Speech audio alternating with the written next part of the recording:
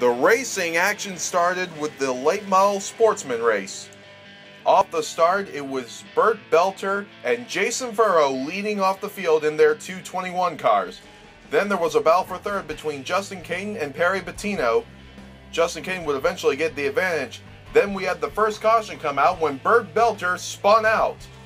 Then, as soon as he spun out, the other 51 of Joey Holt lost control and he ended up spinning out. Starting off a crazy day at Montgomery Motorspeedway. We went back green flag racing with Justin Caden and Jason Furrow battling side by side for the lead. Eventually, Jason Furrow got the advantage, and then Dave Mader worked his way into the second place spot. Then we had the next caution come out when the number 5 of Travis Klecker spun out. Going back green flag racing, Dave Mader was able to take the lead, with second place going to Roger Roos in the 88 machine. Then Justin Caden worked his way past Jason Furrow. Jason Furrow then got passed by Perry Bettino. Then his car stopped on the track, bringing out the next caution.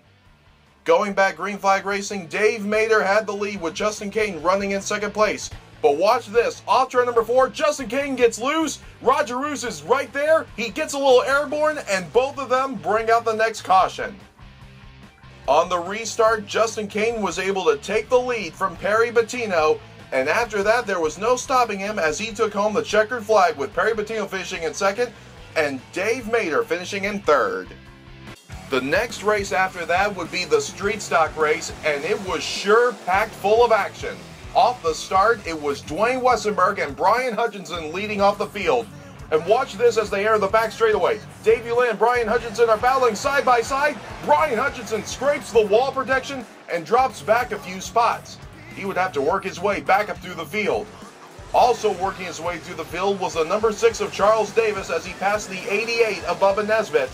Then we had the first caution come out when Davey Lynn could not hold on and he went right up to the wall protection as he brought out the first caution. On the restart, Brian Hutchinson was able to take the lead. He led for just a little while, but then the black flag was given to him and they stopped scoring him as the leader, giving the lead to Dwayne Wessenberg in the 31. Then Charles Davis, who had worked his way up through the field, battled side by side with Dwayne Wessenberg for the lead. They battled side by side for continuous laps, but then as they entered turn number 3, Charles Davis was able to take the lead from Dwayne Wessenberg.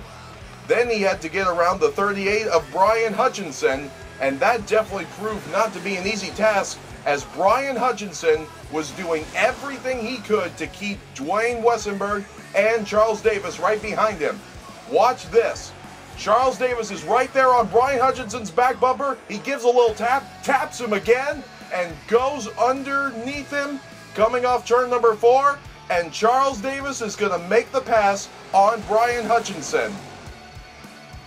Then we had the next caution come out when Brian Hutchinson's car stopped on the racetrack. We went back green flag racing with Charles Davis and Dwayne Wessenberg, and watch this. Bubba Nesbitt's looking to go to the inside. He tries to make a move. He goes right into the grass, but he's able to hold on. Charles Davis maintains his lead. Then a little while later, Bubba Nesbitt lost control and he ended up spinning out in turn number 4, bringing out the yellow flag. Bubba Nesbitt continued to get wild and crazy out there as on the restart, he was trying to make a move on Will Smith, gives a little tap but loses control again, and around goes Bubba Nesbitt in the 88. This next restart definitely proved to be a wild one. Dwayne Wessenberg and Charles Davis battled for the lead. Meanwhile, Bubba Nesbitt tries to hold on to third place. He's in the grass. Will Smith is holding on. These two are battling for the 3rd and 4th place spot.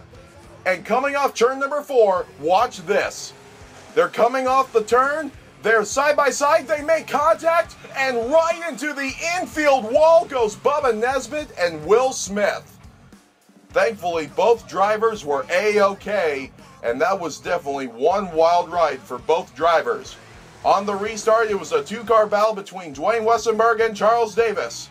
But at the end of the day, it would be Charles Davis in the number 6 taking the checkered flag with Dwayne Wessenberg finishing in second place. The final local race of the night would be the modified mini race. Off the start, it was the 21 of Steve Looney who led off the field. Joe Wingard was running in second in the 33, but then Chase Bradlin and David Davis stormed by him. We had a battle for second and third for a little while between Chase Bradlin and David Davis. Then on one lap, Steve Looney was holding on to his lead. He got a little loose, and that allowed Chase Bradlin to take advantage and take the lead. But it wasn't done yet. Both Frankie Spradlin in the 8 and David Davis in the 22 stormed by Steve Looney for second and third. Then the 82 of Heath Williams passed Frankie Spradlin for the third place spot. Then, a little while later, David Davis battled Chase Spradlin for the lead. They were battling side by side for a little bit, but going into turn number 3, David Davis was able to make the pass for the lead, but it wouldn't last long as coming off turn number 4, David Davis cannot hold on, and around he goes, bringing out the caution. On the restart, Chase Spradlin had the lead, and Heath Williams' car just would not go, which moved Frankie Spradlin up into second place. The final battle of the race would be Frankie Spradlin and Rusty Alverson battling for the second place spot. At the end of the day, Chase Spradlin took home the victory, with Rusty Alverson finishing in second and Frankie Spradlin in third. The main event of the night would be the Pro Late Model race of the Show Me the Money series. Off the start, it would be the 18 of Casey Roderick leading off the field. One man who was moving his way up through the field was the 24 of Christopher Tullis as he passed the 96 of Stephen Davis. Christopher Tullis was determined to finally get that victory in his pocket. Also moving up through the field was the 30 of Bobby Knox Jr. Then Christopher Tullis made his pass on the 21 of Justin South.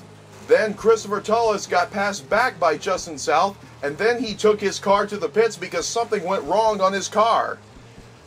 Then, as Bill Bethay and Justin South battled for second, watch this. Ryan Herbert's there in the 21. He almost spins out, and he almost collects Bill Bethay and Justin South in the process. And that brings out the caution flag. Going back green flag racing, it was Casey Roderick and Bill Bethay leading off the field, but something happened to Bill Bethay, and he fell back several spots, moving Justin South into the second place spot. A caution came out, and we restarted this time with Casey Roderick and Justin South on the front row. As they went into turn number 1, Casey Roderick was able to take the lead. One man that was moving up through the field was the number 30 of Bobby Knox Jr. as he worked his way into the third place spot. Then we had the next caution come out when Chris Landers and Joe Dixon got together and they ended up spinning out.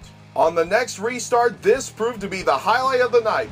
Bobby Knox Jr. goes to the inside, and we're almost 3 wide for the lead, almost 4 wide, and Bobby Knox Jr. takes the lead. And as they enter turn 1, Kyle McCallum takes second place. Casey Roderick would continue to get passed, next by the 4 of Cole Daffrin, then something went wrong on his car, and his night was done. As Justin South and Perry Bettino battled for the 4th place spot, Bobby Knox Jr. would go home to take the checkered flag, with Kyle McCallum second and 3rd place going to Cole Daffrin. Great racing all around, and I'm telling you, man, congratulations. Let's throw it out there. Who gets you here to the racetrack? Oh, man, my dad first, for sure. I mean, without him, none of this would be possible, and all our crew, they're great. I mean, Coach is a great spotter all night, our crew chief, David and Jordan, and you can't do it without Charles and Jack either. Well, you've got a great crew of guys. You know, I've seen you work hard at it. You've had some good cars, but you've had some bad luck over the years. Man, what a great thing to see you in victory lane. Oh, yeah, it's awesome. I think our crew really deserved this. We've had bad luck and have really good cars, and they've worked hard every single week for this. They absolutely have.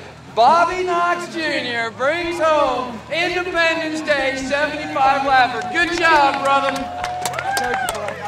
The car was really great. It was a little bit too loose at the end, but I could tell Bobby was a little loose too. But that's just what happens when you run hard, I guess. Well, you guys were, we were watching it, just seeing if you were gaining just a little bit. We thought maybe you might have something for him in the end, but what a great run for your team. Yeah, we was gaining, then I overdrove 9 into 1 here, and well, that was it. Goal, you started out this year, and we won't talk about bad stuff, but you know, you got your car torn up, you were involved in that stuff, and I know it was frustrating for you and your family, everybody, the team, but what a great run, man. Third place tonight, very good job. Oh, yes, sir. Finally got the car back together, and it's running better than it did before, so I guess the wreck helped us. Well, sometimes it knocks it straight, and sometimes it knocks it crooked. But, you know, it looks like everything's on there. Don't see too many marks. You should be able to be back in a couple of weeks. But, man, once again, you know, that whole thing, when things got a little bit mixed up, you know, what were you thinking when you saw that going on in front of you? Oh, it was 3 wide in front of me. I was just thinking, don't wreck, please. I don't want to tear the front end off again. That's right. Well, we really appreciate you being here. What a great run for the 7 car. Man, fantastic.